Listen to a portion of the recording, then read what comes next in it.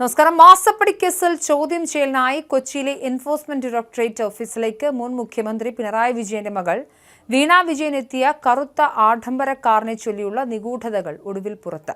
Motor വാഹന വകുപ്പിന്റെ പരിവാഹൻ വെബ്സൈറ്റിൽ പോലും കാറിന്റെ വിവരങ്ങൾ ഉണ്ടായിരുന്നില്ല.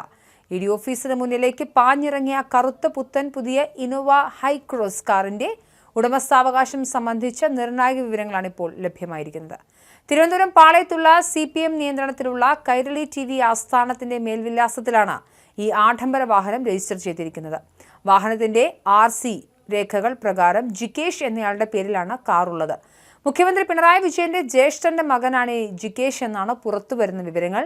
ഇയാൾ കൈരളി TVയിലെ ജീവനക്കാരനാണെന്നാണ് സൂചന. ജികേഷ് നാരായണൻ എന്ന പേരിൽ പിണറായിയുടെ ബന്ധു കൈരളി TVയിൽ ജോലി ചെയ്യുന്നുണ്ട്. വിപണിയിൽ 25 ലക്ഷം രൂപ മുതൽ 40 ലക്ഷം രൂപ വരെ വിലമതിക്കുന്നതാണ് ടൊയോട്ടയുടെ ഈ പുത്തൻ ഹൈക്രോസ് കാർ. ഇതിന്റെ RC ബുക്കിലെ വിലാസം ഇപ്രകാരമാണ്: Jikesh son of Narayanan, Kairali TV, Kairali towers, Palayam, Thiruvananthapuram. Kairali TVയുടെ കോർപ്പറേറ്റ് വിലാസവും പിണറായി കുടുംബത്തിലെ അടുത്ത ബന്ധുവിന്റെ പേരും ഒത്തുചേർന്നതോടെ കാറിന് പിന്നിലെ കൃത്യമായ CPM കുടുംബ ബന്ധങ്ങളാണ് വ്യക്തമാകുന്നത്. എന്നാൽ വാഹനം വാങ്ങിയതിന് പിന്നിലെ സാമ്പത്തിക സ്രോതസ് കൈരളി TVയുടേതാണോ അതോ വ്യക്തിപരമാണോ എന്നതിൽ ഇപ്പോഴും വ്യക്തത വന്നിട്ടില്ല. CMRL എക്സാലോജിക് സാമ്പത്തിക ഇടപാട് കേസിൽ മുൻ മുഖ്യമന്ത്രി പിണറായി വിജയന്റെ മകൾ വീണയെ എൻഫോഴ്സ്മെന്റ് ഡയറക്ടറേറ്റ് ചോദ്യം ചെയ്യുന്നത് തുടരുകയാണ്. ബുധനാഴ്ച രാവിലെ 10:30 കൊച്ചിയിലെ ED ഓഫീസിലെത്തിയ വീണയെ നിലവിൽ 5 മണിക്കൂറിലധികമായി ഉദ്യോഗസ്ഥർ തുടർച്ചയായി ചോദ്യം ചെയ്യുകയാണ്. ഭർത്താവും മുൻ മന്ത്രിയുമായ PA മുഹമ്മദ് റിയാസിനൊപ്പമാണ് വീണ ED ഓഫീസിലെത്തിയത്. വീണയുടെ വരവ് പ്രമാണിച്ച് ED ഓഫീസിനും പരിസരത്തും കനത്ത സുരക്ഷയാണ് പോലീസ് ഏർപ്പെടുത്തിയിരിക്കുന്നത്. നേരത്തെ ജൂൺ 12-ന് ഹാജരാകാൻ ED സമൻസ് നൽകിയിരുന്നെങ്കിലും ആരോഗ്യ പ്രശ്നങ്ങൾ ചൂണ്ടിക്കാട്ടി വീണ സമയം നീട്ടി ചോദിക്കുകയായിരുന്നു. ഇതേ തുടർന്നാണ് ജൂൺ 17-ന് നിർബന്ധമായും ഹാജരാകാൻ നിർദ്ദേശിച്ച് ED വീണ്ടും സമൻസ് അയച്ചത്.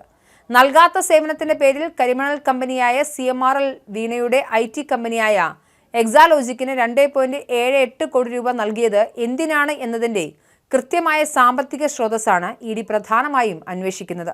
മെയ് 27-ന് വീണയുടെ വീട്ടിലും ഓഫീസിലും നടത്തിയ റെയ്ഡിൽ ബാങ്ക് അക്കൗണ്ട് രേഖകളും മൊബൈൽ ഫോണുകളും ED കസ്റ്റഡിയിലെടുത്തിരുന്നു. ഇതിൽ നിന്നും വീണ്ടെടുത്ത ഡിജിറ്റൽ തെളിവുകളും സാമ്പത്തിക ഇടപാടുകളുടെ രേഖകളും മുൻപിൽ വെച്ചാണ് നിലവിലെ ചോദ്യം ചെയ്യൽ. ആദായ നികുതി വകുപ്പ്, ഇൻട്രീം സെറ്റിൽമെന്റ് ബോർഡിന്റെ കണ്ടെത്തലുകൾ, സീരിയസ് ഫ്രോഡ് ഇൻവെസ്റ്റിഗേഷൻ ഓഫീസ് നൽകിയ അന്വേഷണ റിപ്പോർട്ട് എന്നിവ ആധാരമാക്കിയാണ് ED ഉദ്യോഗസ്ഥർ ചോദ്യങ്ങൾ തയ്യാറാക്കിയിരിക്കുന്നത്. കേസുമായി ബന്ധപ്പെട്ട് CMRL MD ശശിധരൻ കർത്തായുടെ കുടുംബാംഗങ്ങളെ ED കഴിഞ്ഞ ദിവസങ്ങളിൽ വിശദമായി ചോദ്യം ചെയ്തിരുന്നു. കർത്തായുടെ മകൻ ശരൺ S കർത്ത, ഭാര്യ ജയ S കർത്ത, മകൾ ഷിബി S കർത്ത എന്നിവരിൽ നിന്നും ശേഖരിച്ച മൊഴികളുടെയും വിവരങ്ങളുടെയും അടിസ്ഥാനത്തിൽ കൂടിയാണ് ഇപ്പോൾ വീണയെ ED ചോദ്യം ചെയ്യുന്നത്.